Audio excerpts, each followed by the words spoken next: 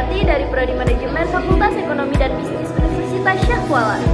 Di sini saya akan menjelaskan mengenai perusahaan dan pengusaha. Apa itu perusahaan? Pengertian perusahaan menurut Undang-Undang Nomor 3 Tahun 1982 adalah setiap bentuk usaha yang bersifat tetap, terus-menerus, dan yang didirikan, bekerja, serta berkedudukan dalam wilayah negara Republik Indonesia yang bertujuan memperoleh keuntungan atau yang disebut dengan laba. Pengertian perusahaan menurut Undang-Undang Nomor 13 Tahun 2013 adalah setiap bentuk usaha yang berbadan hukum atau tidak, milik orang perseorangan, milik persekutuan atau milik badan hukum, baik milik swasta maupun milik negara yang mempekerjakan pekerja atau buruh dengan membayar upah atau imbalan dalam bentuk lainnya. Usaha-usaha sosial dan usaha-usaha lain yang memiliki pengurus dan memperkerjakan orang lain dengan membayar upah atau imbalan dalam bentuk lain. Hukum perusahaan. Hukum perusahaan merupakan sebuah hukum yang mengatur tentang seluk-beluk bentuk hukum perusahaan. Hukum perusahaan adalah pengkhususan dari beberapa bab dalam KUH Perdata dan KUHD Kodifikasi, ditambah dengan sebuah peraturan perundangan lain yang mengatur tentang perusahaan, yaitu hukum tertulis yang belum dikodifikasi. Jenis-jenis perusahaan berdasarkan dalam bentuk usaha. Yang pertama adalah perusahaan perseorangan, yang kedua persekutuan perdata, yang ketiga persekutuan firma, dan yang keempat itu ada persekutuan komiter, yang kelima yayasan, dan yang keenam adalah koperasi. Dan jenis perusahaan dalam bentuk hukum, yaitu ada perusahaan badan hukum. Perusahaan badan hukum berarti perusahaan yang bisa dimiliki oleh negara atau swasta yang segala kebutuhan dan pelaksanaannya sudah memiliki serta melewati syarat-syarat hukum. Nah, contohnya itu seperti perseorangan terbatas, PT perseorangan terbatas terbuka, dan perusahaan persero, koperasi, dan perusahaan umum. Nah, yang kedua itu adalah perusahaan non-badan hukum. Kebalikannya dari perusahaan badan hukum, perusahaan non-badan hukum tidak memiliki atau belum memiliki syarat-syarat hukum.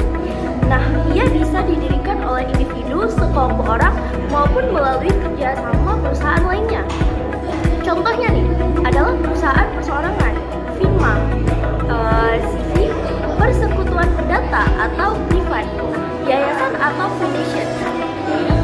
Unsur-unsur perusahaan, badan usaha, kegiatan dalam bidang perekonomian terus-menerus bersifat tetap, terang-terangan, dan mendapatkan keuntungan atau laba. Apa itu pengusaha?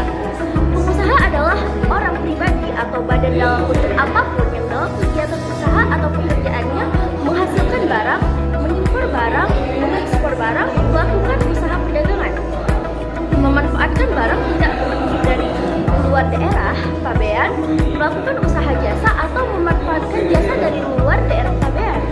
Nah, pengusaha dalam undang-undang mengacu pada definisi perusahaan dalam Undang-Undang Nomor 13 Tahun 2003 tentang ketenagakerjaan. Dikatakan antara lain bahwa pengusaha adalah orang perseorangan, persekutuan, atau badan hukum yang menjalankan suatu perusahaan. Kewajiban perusahaan terhadap karyawan di dalam Undang-Undang Nomor 13 Tahun 2003 memberikan gaji yang layak, memberikan jaminan sosial, menyediakan tempat kerja yang aman dan sehat, memberikan perlindungan terhadap diskriminasi, memberikan cuti yang layak, membayarkan tunjangan dan fasilitas lainnya, menyediakan perlindungan terhadap kecelakaan kerja, memberikan hak untuk memilih dan berorganisasi. Itulah beberapa kewajiban perusahaan menurut Undang-Undang Ketenagakerjaan. Perusahaan yang tidak memenuhi kewajiban tersebut dapat dikenakan sanksi administratif, perdata, atau pidana sesuai dengan ketentuan yang berlaku. Nah, fungsi dan tujuan perusahaan ini memiliki 5 fungsi dan tujuan, yaitu fungsi ekonomi, produksi, akuntansi, personalia, dan pemasaran. Fungsi pertama perusahaan adalah fungsi ekonomi, yaitu memantau dan menganalisis kondisi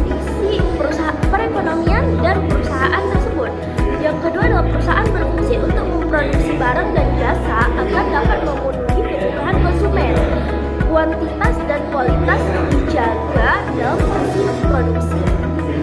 Nah, sekian dari beberapa materi yang bisa saya sampaikan. Lebih dan kurang saya mohon maaf. Saya akhiri. Assalamualaikum.